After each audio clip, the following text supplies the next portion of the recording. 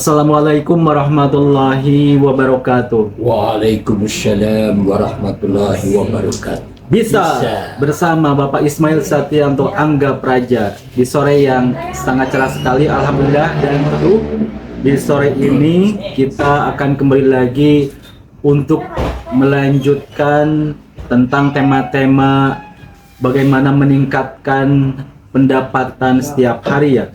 Dan tema kita untuk hari ini yaitu 5 persyaratan organisasi bisnis yang harus bertahan di era globalisasi seperti saat ini. Sebetulnya bukan 5 persyaratan organisasi saja, Oh iya. tetapi 5 persyaratan individu, Jadi ada individunya di dalam. individu, keluarga, Oke. organisasi. Ya. Nanti kita bahas itu semua ya. Iya. Jadi tidak hanya organisasi tapi juga di individunya itu ya. Dan seperti kita ketahui bahwa era globalisasi ini ditulis 10 tahun lalu gitu ya. Jadi globalisasinya masih ada relasinya gitu ya. Nah, ini ilmu Iya. waktu saya mahasiswa tingkat 4 lah, mau lulus Tingkat lah. 4 mau itu S1 waktu S2. S1. Oh S1 ya. Jadi itu tahun 1900 tahun 2000 tahun 2000 tahun 1983. Oh begitu ya. Berarti 43 tahun ini. Sudah 43 tahun. Jadi 1983. Nah, saya membaca sebuah buku yang dimana isinya adalah 5 persyaratan organisasi atau individu bisa bertahan di era globalisasi. Oke, jadi ini menarik begitu ya. Ini 41 tahun yang lalu Pak Ismail telah mengetahui tentang era globalisasi di saat itu. Dan mungkin ini ada semacam loncat ke masa depan begitu. Ini apa sih loncatan-loncatan apa saja yang ini menjadi analisa Pak Ismail, ternyata semua ini benar begitu sampai hari ini nih, kejadian-kejadian yang memang pas sekali nih. Iya. Sebetulnya begini, dunia ini sudah diramalkan sejak tahun 1942. Oh iya dari Ya, zaman itu ya. iya, Dunia. itu ada yang namanya cerita Flash Gordon. Nah, cerita Flash Gordon ini adalah menceritakan mengenai bagaimana bumi menakar kedatangan makhluk asing. Alien kayak gitu ya. Ya, alien. Betul, UFO gitu. Tetapi di sana di cerita Flash Gordon ini ceritanya ada manusia yang bisa duduk di atas satu tempat kotak begitu. Iya. Dia berdiri lalu si kotak itu terbang begitu lalu meluncur begitu. Jadi banyak hal ya, manusia lalu membuat roket begitu. Ada itu dalam cerita Flash Gordon itu. Itu Flash Gordon itu 1942 ya, itu sebelum Indonesia itu merdeka. Nah, tahun 1955-an gitu ya, 54 itu yang saya pelajari itu sudah ada orang yang memiliki pemikiran mengenai pemikiran algoritma, ya, di mana mesin yang bisa berpikir. Nah, ini mesin yang berpikir ini lahir dari seorang ilmuwan matematik sebetulnya, ya, di mana dia memperhitungkan kemungkinan mesin bisa berpikir seperti manusia. Ya, itu mungkin 1955, saya belum lahir itu ya. Ya. Belum lahir. Dan pada tahun saya lagi kecil ya, itu tahun 1965-an lah, 64 begitu.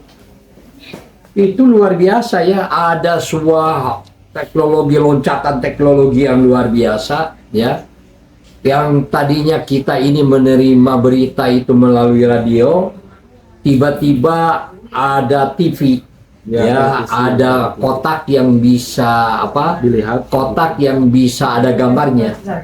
Tapi gambarnya itu kayak banyak. Tetapi itu sudah luar biasa. Saya setiap hari suka membongkar TV itu belakangnya ya. Itu bagaimana itu bisa gambar bisa masuk ke dalam gitu dengan suara. Ya kita tidak paham. Tapi itu ada apa mesinnya itu ada yang besar-besar gitu. Ya di dalamnya itu begitu. Itu tahun 1964 mungkinnya itu. Ya ini. Dan tahun 1967 ya itu sebetulnya terjadi terjadi peristiwa politik yang luar biasanya tahun 1965 1967 itu, sehingga saya makan nasi gandum ya. Dan makan nasi gandum, nasi jagung. Zaman Tapran disebutnya itu. Iya, saya ini pernah juga makan gandum ya. Gandum itu disangkanya barang mewah gitu, makanan enak. Saya tahu-tahu makanan sapi di Amerika. Oh iya. Diberikan kepada manusia di Indonesia ya. Tapi itu bergizi itu gandum. Saya lagi kuliah ya. Terus terang saja saya banyak baca buku ya, luar biasa baca buku ya saya di waktu kuliah. Saya biasa bangun jam 12 malam dan tidur jam 4 dini hari ya. Jadi saya membaca buku itu jam 12 sampai jam dini hari. Lalu saya juga sering kali di tempat kontrakan saya digantungkan ini kertas, mohon maaf penghuninya lagi tidak ada gitu. Padahal saya ada di dalam karena Supaya tidak terganggu. saya tidak mau diganggu saja karena saya lagi asik baca buku. Lalu kalau makan, saya biasanya makan itu satu tempat anak nasi itu disimpan tomat, asin itu apa semua di sana. Efisien gitu. Iya, karena satu kali masak itu sekaligus dengan mengkukus ya, mengkukus asin, mengkukus tomat ya. Lalu saya makan seadanya saja saya. Tetapi saya banyak baca buku, ya itu luar biasa. Dan buku di kamar saya itu semuanya kayak perpustakaan kecil begitu. Karena saking hausnya saya membaca buku.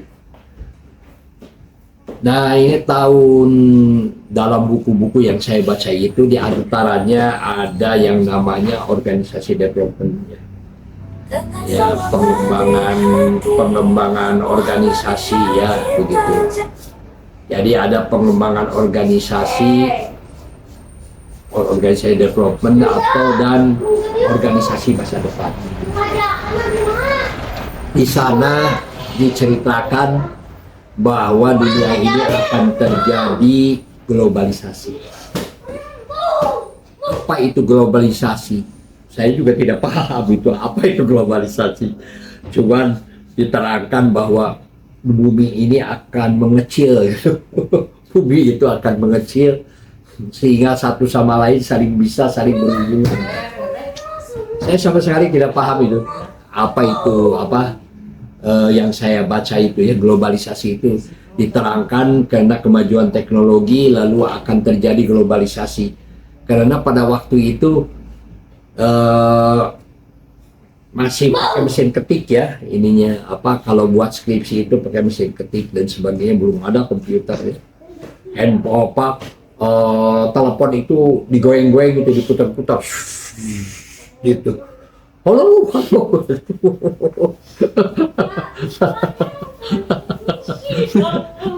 Ya saya tidak pernah terpikir ya pada waktu itu dunia itu ada, tetapi di sana diterangkan bahwa manusia yang akan bertahan itu adalah memiliki ciri-ciri, yaitu lima ciri organisasi yang bisa bertahan. Itu adalah organisasi yang satu adalah organisasi yang memahami mengenai globalisasi, yaitu di mana dunia semakin mengecil, hubungan antara kota dengan desa semakin tidak batas, dan akhirnya manusia sama saja mau hidup di kota, mau hidup di desa, akhirnya orang bisa menerima informasi. Ya, saya dalam multilevel marketing ya, teriak-teriak. Mental model Indonesia itu adalah mental modelnya Indonesia itu Pancasila ya. Maka itu Pancasila diteriakan Pancasila, Pancasila, satu ketuhanan yang Maha Esa, satu ketuhanan yang Maha Esa. Itu oleh semua warga negara Indonesia yang mengaku warga negara Indonesia dan dia melalui pendidikan di sekolah atau pendidikan di non formal, itu pasti Pancasila harus diteriakkan ya, dalam upacara, dalam ini sebagainya. Lalu yang kedua adalah harus menguasai teknologi. Nah, harus menguasai teknologi. Ya, menguasai teknologi yang terbaru. Dan yang ketiga adalah harus memiliki kelompok belajar. Ya. Kelompok belajar itu minimal 5 yang ada di sekitar kita, gitu ya. Harus memiliki kelompok belajar, teman berdiskusi. Dan yang kelima adalah orang harus berpikir untuk masa depan. Itu buku itu dahsyat ya. Kenapa? Karena buku itu bisa melandasi cara berpikir saya sampai hari ini. Ya, saya ini terus terang saja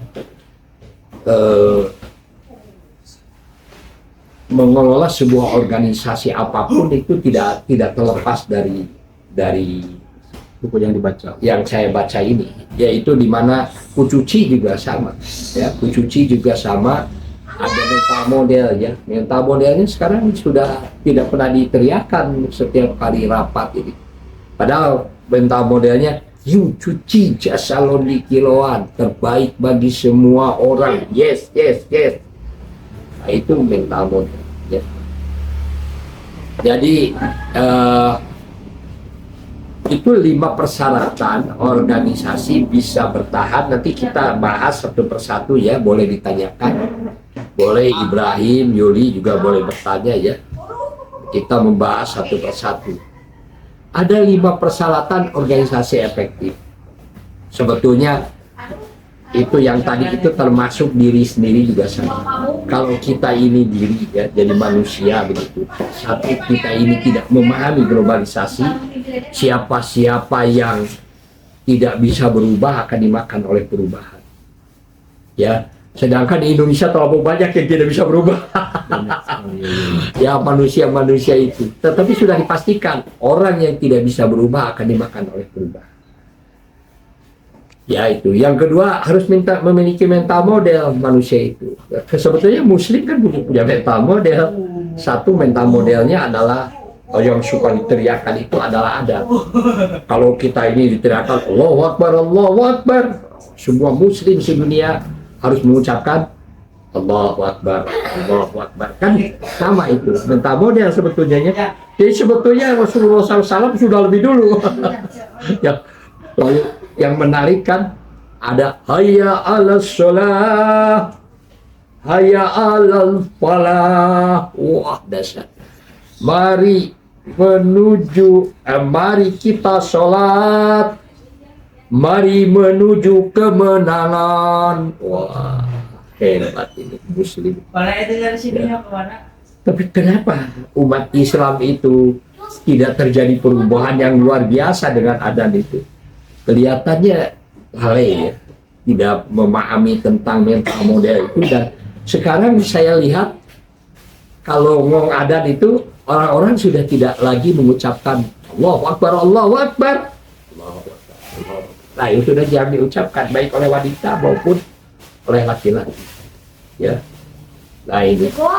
Sekarang ada 5 persyaratan organisasi itu efektif ya menjalankan semua programnya. Jika 5 persyaratan ini tidak terpenuhi, ya. Kalau tadi itu 5 persyaratan organisasi atau manusia itu bisa bertahan. Satu adalah memahami globalisasi.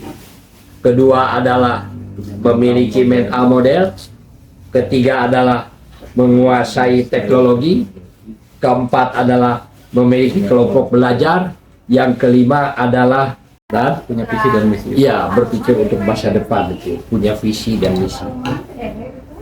Sekarang 5 persyaratan organisasi itu efektif atau diri manusia itu akan efektif di dalam sebuah organisasi atau efektif di dalam kehidupan. Yang pertama adalah program utamanya adalah harus pendidikan dan pelatihan. Ya. Jadi sekarang sudah roba ini, harus ditambah. Oh, jadi tambah atau poinnya bergeser Pak? Yang pertama juga sama, harus dirubah. Yang kedua juga harus dirubah karena sekarang kan sudah terjadi, dunianya sudah lain. Jadi seperti apa, SWOT itu memang sudah tidak ada relevansinya. Iya, Kurang seperti gitu SWOT itu Iya. juga ya, SWOT itu harusnya kan dari peluang kepada kekuatan, atau kekuatan yang adakan peluang, lalu kepada ancaman, lalu kepada kelemahan. Ini kan SWOT masih dipertahankan Iya, seperti iya, itu. iya, iya. Terus ini memang harus sudah Harus diperbaharui. menurut saya. karena ini juga 10 tahun yang lalu gitu ya. Ini memang justru dirasakannya saat ini, cuman mungkin apa dari poinnya ini yang paling penting nomor 1 sampai poin berikutnya begitu ya, Iya. begitu. Jadi 5 persyaratan organisasi itu adalah yang pertama yang efektif ya. Artinya dia bisa maju lah. Itu harus program utamanya adalah pendidikan dan pelatihan. Dan kita ini di sini ya, terutama ini apa bagian operator, ya ini sudah pasti ini paling pintar ini. Karena paling dekat, paling tahu jarak. Paling dekat, paling tahu, lalu nanti ada orang-orang yang datang ke sini diajak ngobrol juga oleh kita ya. Betul. Wah, ini operator Juli ini kalau Pundung, ini mau dijadikan ini parah sekali. Mau dijadikan teman AI ini. Jadi program utamanya adalah pendidikan dan pelatihan. Bekerja dengan robot. Jadi dilatih orang akrab dengan robot. Jadi handphonenya itu harus terlatih memegang handphone. Itu untuk berpendapatan dan kesadarannya menyatu dengan dirinya. Berpendapatan untuk membuat program kerja dan untuk mencari pengetahuan handphonenya itu.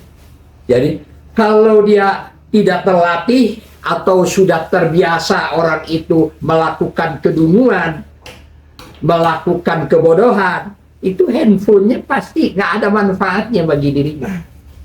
Nah, itulah sumber kemiskinan masa depan.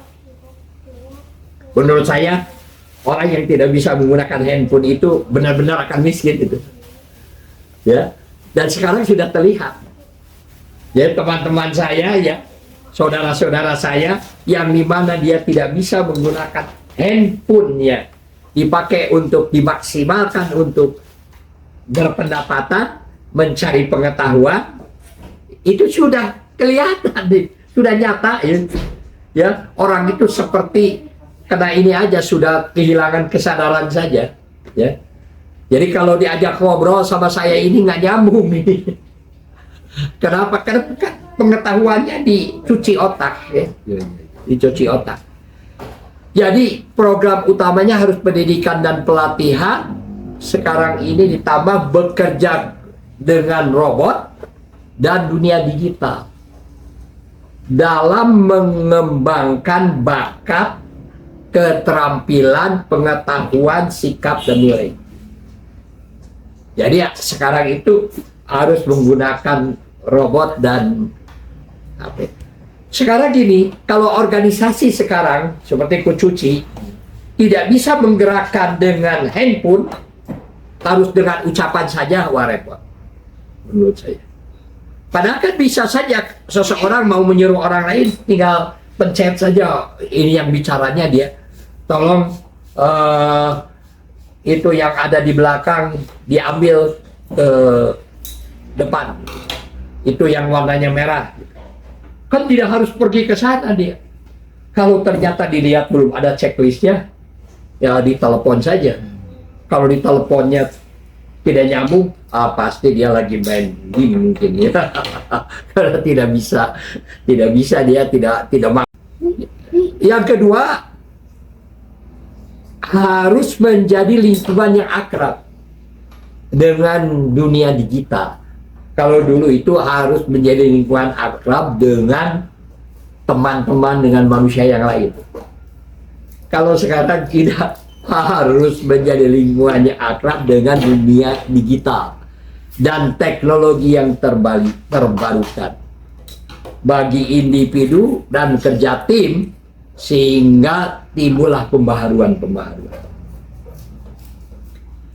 Jadi sekarang kalau kita punya temannya yang dimana handphonenya dipakai CA-CAan, sudah itu. Teman itu akan membawa kepada kemiskinan, kepada orang-orang kejatuhan masa depan. Tapi kalau kita punya temannya ternyata bisa mendistribusikan pendapatan yang lebih tinggi, karena dengan handphonenya dia gunakan untuk berkomunikasi bersama-sama, bekerja sama. Wah, ini teman abadi itu, teman yang paling menguntungkan itu.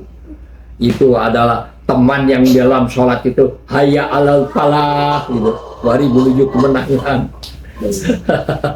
Ya, jadi ini harus menjadi lingkungan yang akrab dengan dunia digital, sehingga dunia digital ini tidak menjajah kita, tetapi kitalah yang mengendalikan dunia digital ini. Ya. Lalu yang ketiga adalah struktur internalnya harus fleksibel. Jadi kalau orang sudah tidak mau, ya sudah, tinggalkan saja. Biarkan saja. Suruh pergi. Karena dipaksa-paksa juga orang yang tidak mau maju, karena dia sudah terpengaruh oleh dunia handphone itu. Sudah ada manfaatnya. Ya tinggalkan saja. Ngapain kita harus mempertahankan orang yang tidak berkualitas? Ya. Jadi struktur internalnya harus fleksibel. Segera ganti orang-orang yang menjadi beban masa depan. Wah, ini aduh. Segera ganti ya orang-orang yang menjadi beban masa depan. Jadi jangan dipertahankan dalam posisi yang kurang sesuai. Wah, ini sekarang ini menteri bicara ini gak nyambung ini, aduh ya Allah, setingkat menteri ya, setingkat ini setingkat pejabat ya sekarang ini, lingkaran satu presiden. Ya, itu karena itu pengaruh dunia digital. Jadi sekali lagi yang ketiga, struktur internalnya harus fleksibel. Segera ganti saja orang-orang yang menjadi beban masa depan, jangan dipertahankan dalam posisi yang kurang sesuai. Jangan memaksa ikan lumba-lumba untuk bertanding dengan monyet yang bergelantungan. Tinggalkan saja lumba-lumba itu. Ya, kita usahakan monyet yang bergelantungan yang harus dilatih, yang harus dipertimbangkan. Jangan memaksa monyet disuruh berenang berlomba dengan ikan lumba-lumba, fatal itu. Tinggalkan saja. Ya. Dan itu biasanya butuh waktu, pengenalan itu 4 bulan. Ya. Biasanya. Baru orang tahu situasi dan kondisi. Maka itu di dalam agama Islam, kalau orang mau menjadikan seseorang itu kawan, begitu, dan menjadikan seseorang itu sahabat, itu harus pernah 3 hari 3 malam bersama-sama. Ya, untuk itu nanti karakternya akan pada keluar karakter asli. Yang keempat adalah pengendaliannya harus teratur dengan pengukuran kinerja yang jelas dan rapat koordinasi yang berjalan secara teratur. Jadi rapat koordinasi itu indikator keberhasilannya. Indikator keberhasilannya. Kalau hanya sekedar orang berbicara ngalor ngidul dan sebagainya, menurut saya sebaiknya sudah ditinggalkan saja. Karena dunia sekarang sudah berat ya. Persaingan begitu ketat deh. Jangankan organisasi yang kecil gitu. Organisasi yang besar saja seperti Giant itu, toko Giant itu hancur. Dan bukan Giant saja, itu banyak itu perusahaan-perusahaan besar itu gulung tikar. Disebabkan dia tidak bisa memperbaharui manusia-manusia yang ada di dalam. Ya. Yang kelima adalah aturannya harus mengikat bagi setiap orang. Jadi hasil rapat itu harus menjadi aturan dan aturannya harus mengikat setiap orang. Jangan sampai dituntut oleh orang-orang kinerjanya kurang jelas dan kurang disiplin. Nah, itu. Jadi ini 5 persyaratan organisasi efektif ya begitu. Satu, program utamanya kepada pendidikan dan pelatihan harus menjadi lingkungannya akrab bagi individu, struktur internalnya harus fleksibel, pengendaliannya harus teratur, aturannya harus mengikat. Nah, baru itu. Sedangkan yang tadi itu yang apa? 5 persyaratan organisasi akan bertahan terus berkembang di era globalisasi itu adalah memahami persaingan digital, ya, yaitu mampu bekerja sama dengan robot dan teknologi yang terbarukan, harus memiliki mental model, ya. Seharusnya mental model Indonesia Raya itu harus sudah diganti itu sama Indonesia Raya yang kedua. Terusnya seperti apa nih mental Iya. model yang Saya baca ya Indonesia Raya. Indonesia tanah airku, tanah tumpah darahku, di sanalah aku berdiri, jadi pandu ibuku. Itu kan bukan di sini aku berdiri, di sana. Sehingga orang menjadi tidak betah tinggal di mana saja karena dia tidak memiliki tanggung jawab untuk menjadi bandu pertiwi. Kenapa? Karena otak itu diperintah oleh lagu itu. Dia diperintah bahwa di sana aku berdiri, bukan di sini aku. Jadi lagu kenegaraan itu bisa saja dirubah gitu Pak. Ya, Sesuaikan. kalau untuk Amandemen. menghadapi masa depan mah harus diamandemen ya. Iya. Begitu. Karena banyak juga beberapa negara juga disesuaikan. Disesuaikan dengan teknologi yang terbarukan. Coba sekarang yang kedua itu lebih cocok itu ya. Indonesia tanah yang mulia, tanah kita yang kaya. Wah, keren. Disuruh kita bersyukur. Memang isinya juga disuruh bersyukur, dan dimana dengan rasa syukur itu kita harus diharuskan kerja keras. Jadi menurut saya